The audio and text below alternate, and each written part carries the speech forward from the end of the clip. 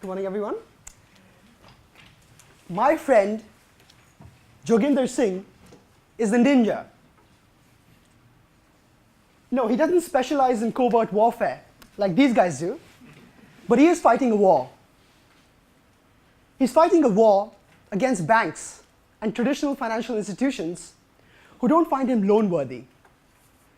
They call him a ninja because, according to them, he has no income, no job, and no assets.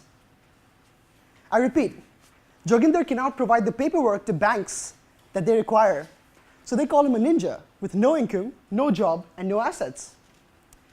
But Joginder does have a job, and he does have assets. He just doesn't have paperwork to prove for it.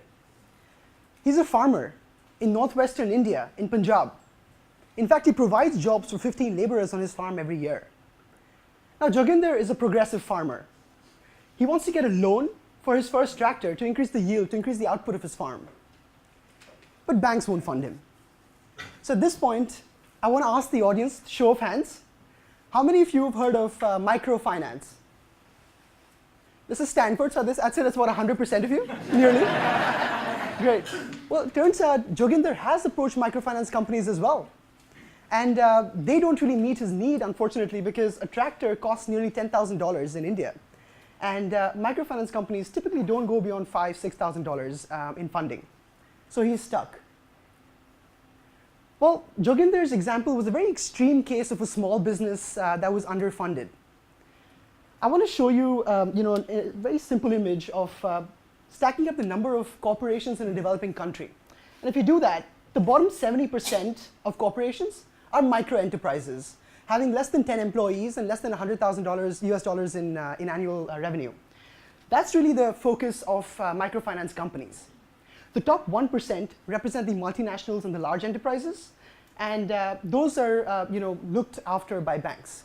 So really, you have a large, sizable chunk of 30% of the enterprises in a developing country such as India, which are underfunded. Now, Joginder's, again, was an extreme example given.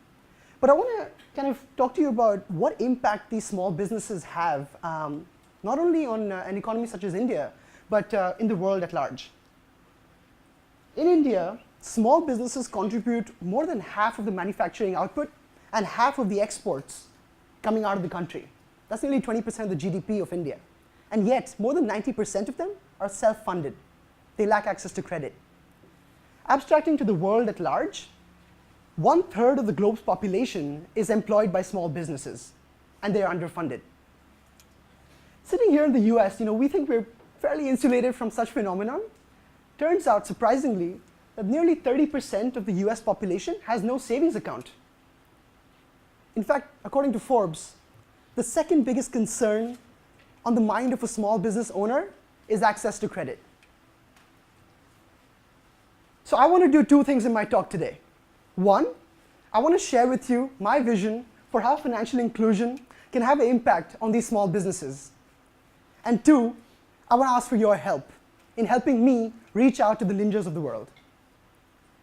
So financial inclusion, what about it? Wikipedia describes financial inclusion to be the cost-effective delivery of affordable financial services to the poor of the world.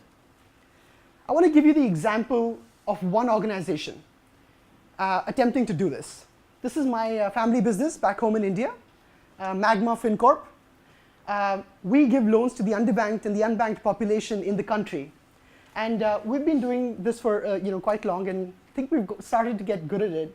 Out of every 1,000 loans that we give, only 2 loans go bad.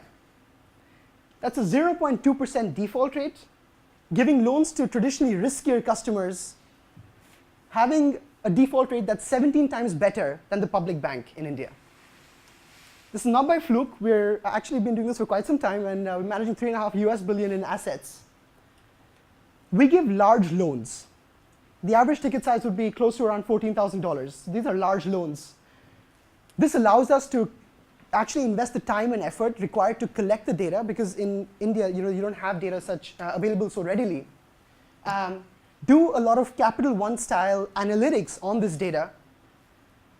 And because we're reasonably sure that our customers will be able to pay us back, we can provide low interest rates. How do we do it? One, We get to know our partner really, really well. Banks also require paperwork, but they're very rigid. We actually provide a choice of 65 different documents from which the partner can kind of tell us who they are. We get to know how stable they are, in that are they moving their home a lot, are they moving their job a lot. We even get to know their neighborhood and their social circles. That gives us an idea of the social equity of the person, which has an impact on their repayment rates. Second, and this is key, is we evaluate their income in non-traditional ways. So for example, for Joginder, we not only look at the size of his farm, we look at how many times he rotates his crops. That gives us an idea of the output he has from the same amount of land. We look at his home. Joginder has a mud home, but he has one wall in his home that's a brick wall. That tells us something about the person, about the disposable income he had in the recent past, and about his ambitions in life. Next, and this is also very key, we give loans for very specific purposes. In fact, the loan amount goes directly to the dealership, the tractor dealership that is providing the asset. Hence, we are reasonably sure that the money is being put to good use. One thing that's really critical to our growth and our success is innovations on the loan products. We try to come up with innovative products that would meet the needs of the entrepreneurs in our country. We've come up with a product where even if the small business cannot provide us their income statements, we actually provide them 65% of the value of the asset that they're purchasing for their business based on just knowing who they are and ensuring that they're a stable entrepreneur. We've come up with a new product just recently where we give a loan against jewelry in 15 minutes.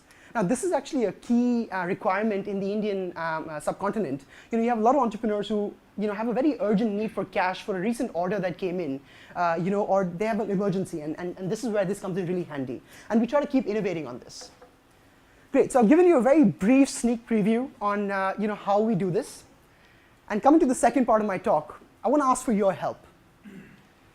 I have a dream. I believe that no dreams should go unfulfilled because of the lack of funds.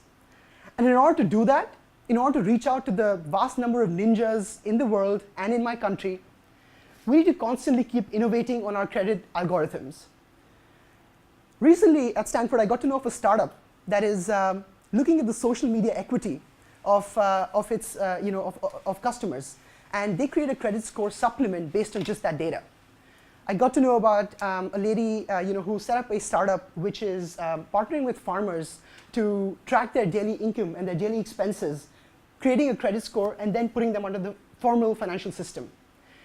So we need to constantly keep innovating on these algorithms. And if you are passionate about this space, if you want to know more about this space, or if you just feel that it'd be nice to do some research or a 390 on this course, please come talk to me.